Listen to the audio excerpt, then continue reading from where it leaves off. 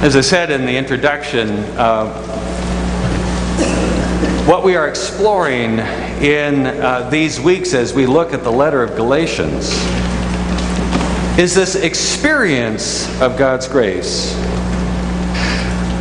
That the Christian faith, that the gospel of Jesus is so much more than just simply a body of information. But it is this experience of God coming into our lives in a gracious way. Maybe to introduce that difference between knowledge and experience, I'm coming to that point where I realize this summer I will have been in this congregation for 5 years. And where has the time gone?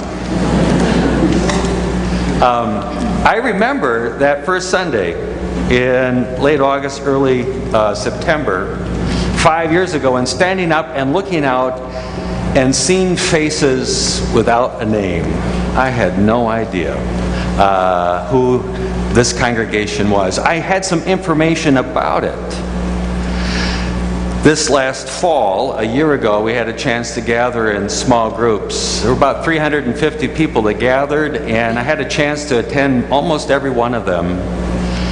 And one of the things I realized in that experience was that I knew everybody that gathered in those small groups, not just simply by face, but by name, but also by story. The conversations that we've had, say with quilting, or at a funeral or a wedding, or between services, in meetings or whatever. And to realize that, the experience of Christian community and of a congregation is not just simply information about it, but it's something a whole lot more deeper.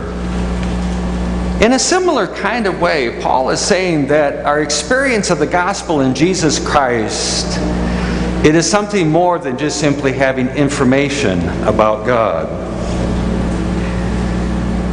Knowing Jesus, it is something personal and profound. When I think about that experience of grace, perhaps one way of helping us to get a sort of a toehold into that is to kind of make a distinction between justice, mercy, and grace. You know what justice is all about? When you experience justice, you get what you deserve. When you have mercy, you get less than you deserve. You know what that's like. The cop pulls you over and all he does is give you a warning and you think, wow, I got off the hook on that one. But grace, it is to get something better than you deserved. Something surprising. We know this world of justice pretty well. And really, it is the world that we swim in and deal with. I came across a cartoon in the Gazette this past week. It was two kids sitting down, and one kid was telling the other, he said, my mom is driving me nuts. Did you do your homework? Did you finish your homework? Now remember, there's no television until your homework is done. And he goes on to say, other kids, they have helicopter moms. I've got a drone. This spring, I know that middle school and high schoolers, spring is the season of tryouts. Tryouts for show choirs, tryouts for ensembles, tryouts for fall sports, trying to figure out where your place is going to be in the mix of things. I suppose that's just simply, how we're going to assemble a team. And we seek to be just and fair about it. But in that experience of justice, we also experience how we are evaluated, how we are categorized, how we become either insider or outsider. We either are blessed or unblessed. That justice can be a cruel act on us.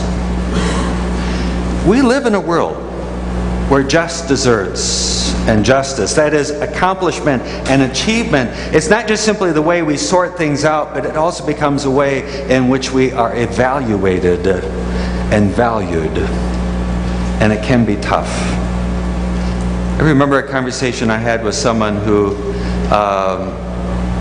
his boss gave him a call and said that they were having to reorganize and downsize, and it was nothing personal, but he was going to have to be laid off. And his response was, but you know, for me, it's personal. It feels like I'm being fired, whatever you say. When we think about gospel only as information, we limit its impact on us. And we don't understand truly the freedom and the wonder that God gives to us, and how different this experience of gospel is from the everyday world of justice that we live in.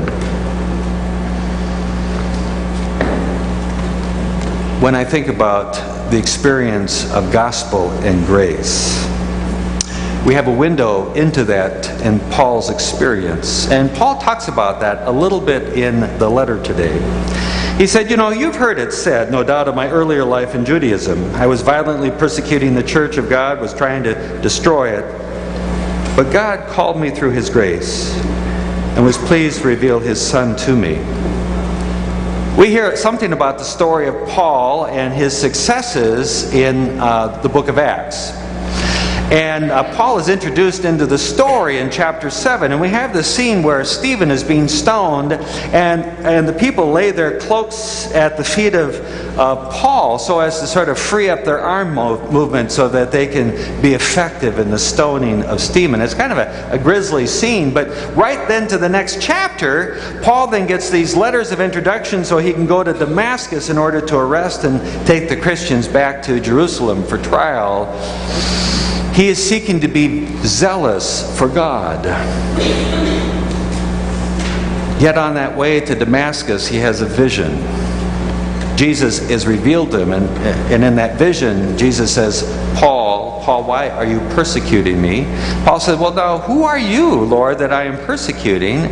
And the voice comes back, I am Jesus, whom you are persecuting. Out of that experience, we learn three things about how grace comes to us.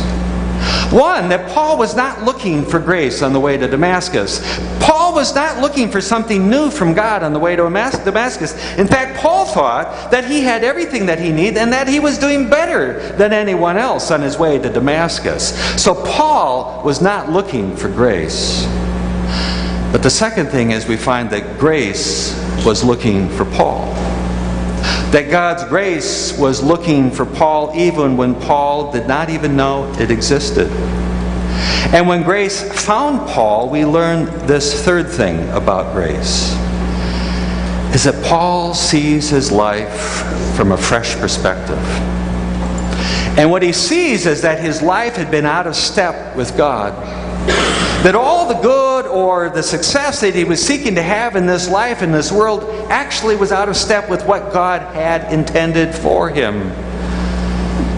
And yet God did not come to him in punishment. He did not come to him in judgment, but He simply came to him in grace and called him now to be a part of His mission. I think the experience of grace and why it is so surprising on us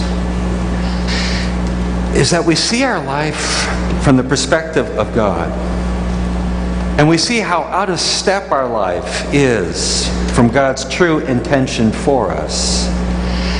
And yet out of that conflict or this disjunction, God is still gracious to us and says, come, be with me. When I think about ways in which our lives might be out of step with God, it really might not be like what Paul was about, in Acts. It's different.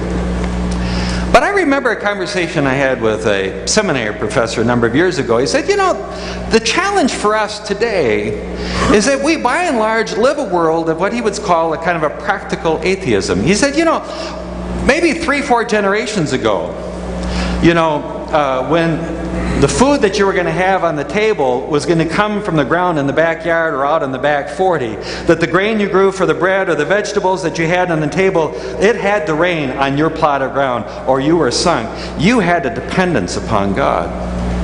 He said, you don't really need to think about God to go to Hy-Vee and get a head of lettuce. You just go. You really don't have to think about the dangers of the highway when you just get in your car and turn on the key and, go down the way a little bit. It was interesting, I told the kids we were in Colorado and Utah, and the thing that surprised me in between Colorado and Utah is you get on the freeway and it says next service 75 miles, and you realize, okay, I do have enough gas, so I'm. But that's kind of unusual nowadays. It's about, if not one gas station, 3 miles down the road, find another one. In our life, we have so much ability that we structure our life really without thinking about how God fits into it. That we make our plans for work, that we make our plans for what we're going to do on the weekend, that we make our plans for life without necessarily having to think about what does that have to do with God at all. And we measure our life according to how we are taught. We measure our life by the things that we have achieved. We measure our life by the things that we have done. We measure our life even by the diets that we've succeeded in or the exercise plan that we have accomplished. I wonder, if Paul were living today, how would God come to him in his car as he was driving one place to the other? Maybe he'd turn off the engine, I don't know, run out of gas. Paul, why do you live a life that is somehow oblivious to me?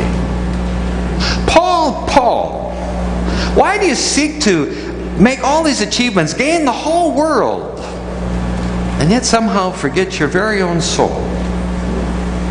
Paul, why do you think your best self has so little to do with me? The experience of grace and the surprise of the gospel is that experience where we realize that maybe our life is profoundly out of touch with God. And yet God comes to us and welcomes us and claims us and calls us nonetheless. And we realize that God's grace is so much more and so much better than we deserve. That in the waters of baptism, you're a child of God, I'm a child of God, and nothing can separate us from the love of God. And maybe there's some times we're acutely aware of that, and maybe there are other times we just don't have a clue. But from God's perspective, ultimately it makes no difference because we continue to be held in the gracious arms of Jesus. The gospel and grace, they're not just simply nouns or topics, but they're the ways in which God moves into us. In other words, God gospels into you. God graces into you. God moves into you to claim you. And one of the things we experience or discover in this passage from Galatians is that when God moves into our life, it's not just simply about how I'm going to hold on to the gospel or hold on to what I got from God, but it's about how I will then share that with someone else. Paul puts it this way. He said, I was called through God's grace. And then the next thing he said, so that I might proclaim Jesus among the Gentiles. In other words, grace never just stops with me. It's always meant to be something shared, something given away, something to impact the wider world. And that God has called me to be a part of that mission. This spring, we presented a strategic plan to the congregation for directions for the ministry of the church in the coming years. It's an interesting thing is, how do you prepare a strategic plan when everybody's basically happy with what's already going on?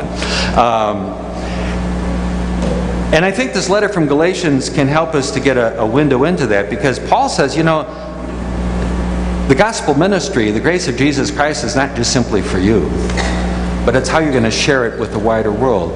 How this congregation here in the heart of the city is going to share the heart of God, not just simply with the people who are gathered here, but into the wider community.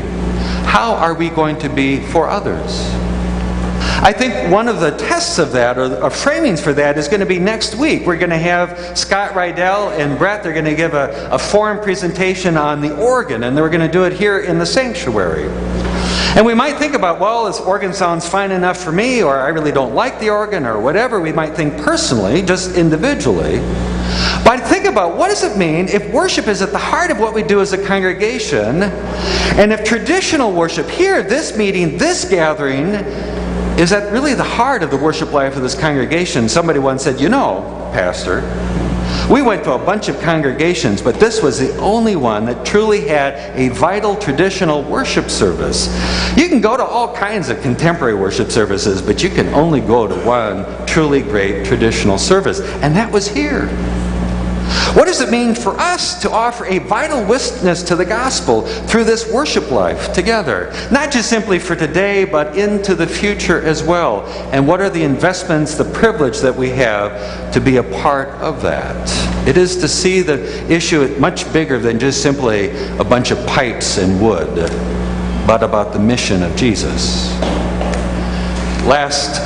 This spring, we had that Lenten Sunday study on binding your heart, and it was that invitation for us to see that each of us are called to invite other people to have a relationship with Jesus. It's not just simply about what I have, but how I get to be a part of that mission to others. Interesting, this summer we're going to have Vacation Bible School. I asked Marisha, she said that we have about 100 kids coming, 20 of them, 20%, I have no idea who they are. I don't know, I have their names, but I don't know who they are. I don't know their moms. I don't know the kids. And all I could think was, somebody is inviting. And that's a good thing. When you go out the door at the end of the service, I want you to pause, and I want you to stop and take a look back. There's a set of words over the door when you go out, and it says, centered in Christ, we are called. We are here in the heart of the city, and the heart of our ministry is to share the gospel of Jesus Christ. That is what it means to be centered in Christ, to be centered in God's grace. Not as something to hold, but we are called to share it. It is to discover that our best self, our truest self, is one found when we are freed in the gospel. And we share that with someone else. Amen.